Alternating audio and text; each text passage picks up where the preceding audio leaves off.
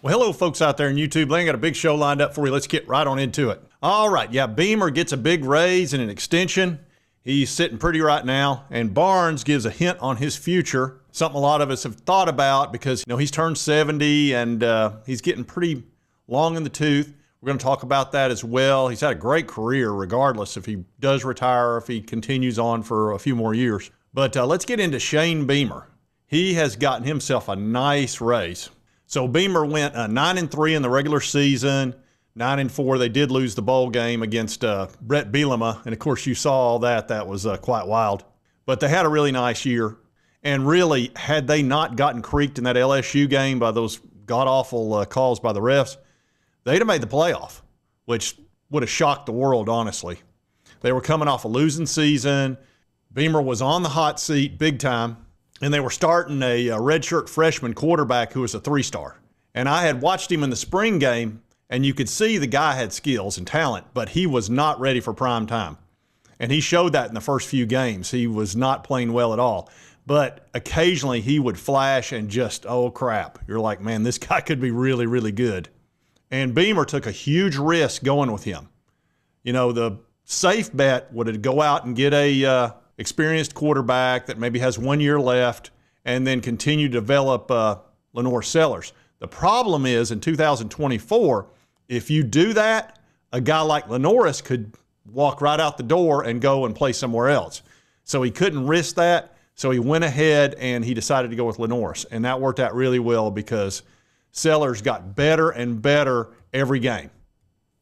And when he runs, there's no quarterback that scrambles as well as he does. You know, it was really close between him and Jalen Milroe, who was the better scrambler. But with Milroe going off to the NFL, now it's Sellers. And they paid him $2.7 million to stay. Woo! Woo! Woo! Ow! Love that money. Which was not a bad investment, in my opinion. So anyway, here's what Shane's got. $8.15 million per year for the next 6 years with a $100,000 increase every year. So he is signed up through 2030. He's been there for 4 years. He's 29-22, so he's 7 games above 500. Obviously, this year was a huge part of that. It's all of the 7 games because he was 500 up to then. And I tell you, as a YouTuber, this works out pretty good for me because Shane puts out some great content. First of all, you know, you had the big hot dog drama where he was upset with the refs over the hot dogs because he was going to do one of his infamous trick plays. Do we have any stats? Anybody? It's kind of the story of the night. Clock was wrong the whole game. We're trying to kick an onside kick to start the second half, and we got to wait on the chain crew because they're eating a hot dog. That's the only disappointing thing about tonight. So, yeah. Then he had another trick play in the game against, I believe it was Illinois with Brett Bielema, and made Bielema very angry because they did the fake kickoff where they were acting like they were down in the ball when they really weren't. And he had gone so far as to go to the refs and tell them, said, now, if I do this, this really isn't doing that, right? Even though everybody kind of knows that means you're downing the ball. It's just become a sort of understood thing. Well, Beamer, being a trickster like he is, he loves to live in that gray area where he's just right on that fine line of, you know, playing by the rules and not. So he tricked Bielema, and Brett didn't appreciate it one bit. And then you had a complete flip out because as soon as Bielema went over there and did that to all the coaches, Beamer lost it completely. I mean, he flipped out, which was great TV drama. And like I said, Beamer just is always into something, and it makes great content. It really does. And I tell you what, they had a great year. They really did. They were a very dangerous team last year. They're going into this year. They got Lenore Sellers. They've got their great edge rusher. They signed him to a $1 million deal. They kept their terrific tight end who can run like the wind. So I think South Carolina's going to be good this year if they can keep that defense up. So if you're a South Carolina fan, you should be pretty pleased, really. You've got a coach that gives you a lot of content, and he's fun to watch because you never know what he's going to do. You got a really good quarterback.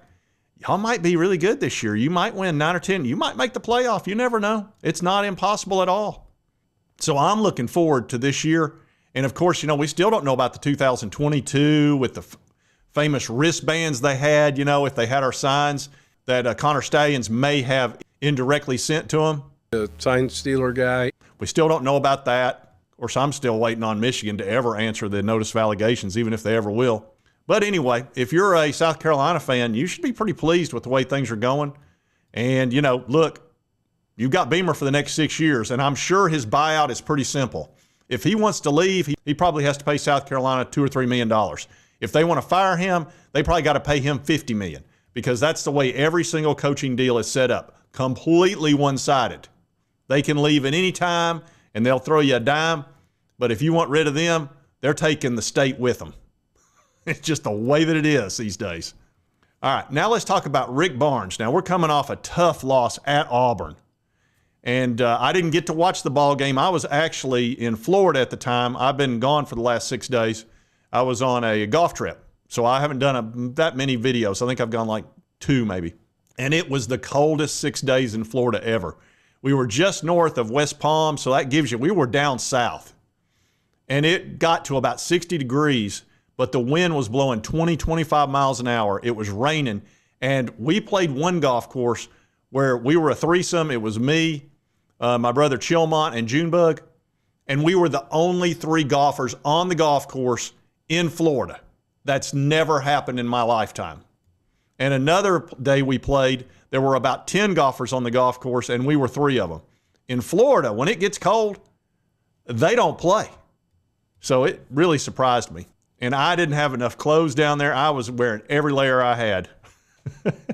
Anyway, but I did listen to it on the radio, and God, it was a tough loss. We had a chance to win that ball game at Auburn against number 1. That would have helped us a lot.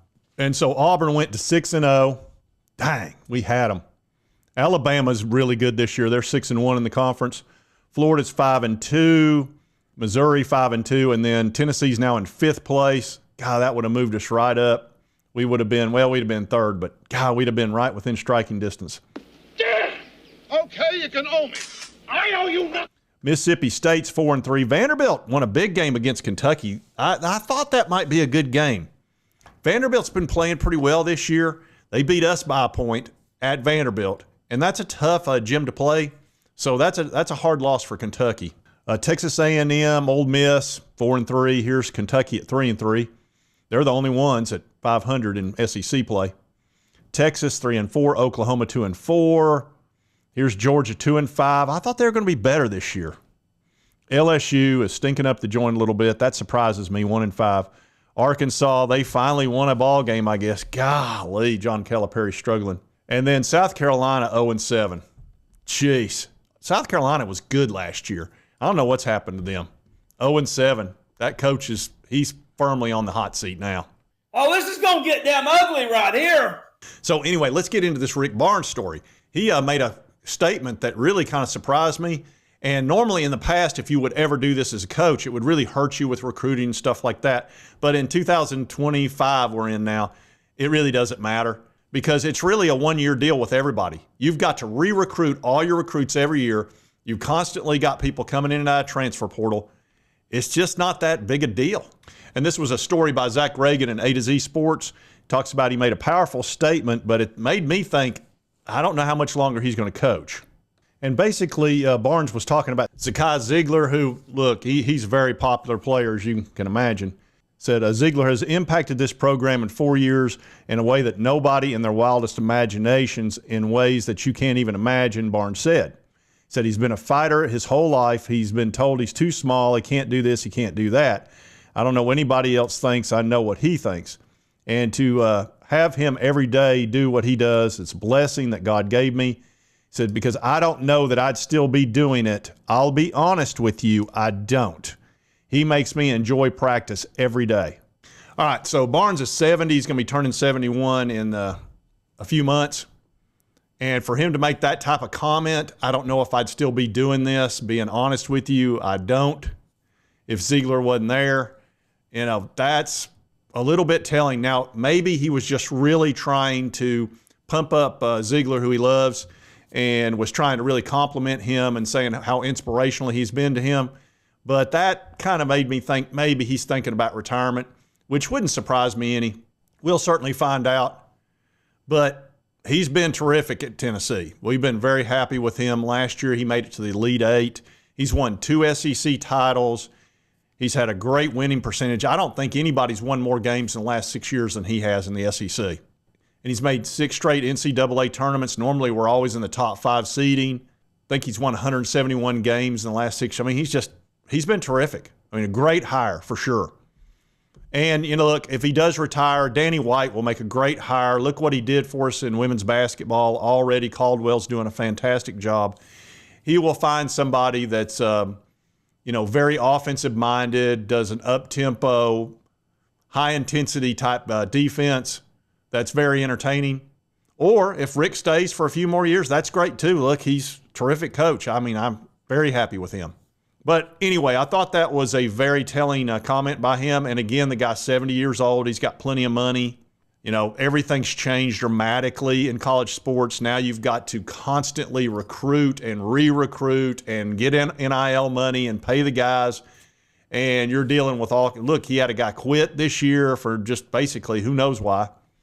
He may be getting tired of that. You know, it's harder for an older person who's used to doing it a certain way and have everything turned on its head. I really think that's why Nick Saban retired. I think he would still be coaching if things were the way they used to be. It's gotten really difficult to coach at this level because everything's in constant turmoil and flux. And you can't coach hard. If you coach hard, the guys leave. And Rick Barnes coaches as hard as anybody in college basketball. We all know that. If you don't play defense intensely, including in practice, you're not going to play. And that doesn't fly with a lot of players these days who can just walk out. So anyway, I did want to cover this. Keep an eye on it. Maybe he stays for a few more years. Maybe he's done after this year. We'll find out. But I've been real pleased with him. Anyway, if you like this content, be sure to hit that like button. Lets me know to continue to cover all these big college sports stories. If you've not subscribed, hit this little button right here. It won't cost you a dime. Help you get my videos. And right over here is the most recent video YouTube thinks you'll enjoy based on your viewing history. And we'll see you next time on Sports Talk Jay. In case I don't see ya, good afternoon, good evening, and good night.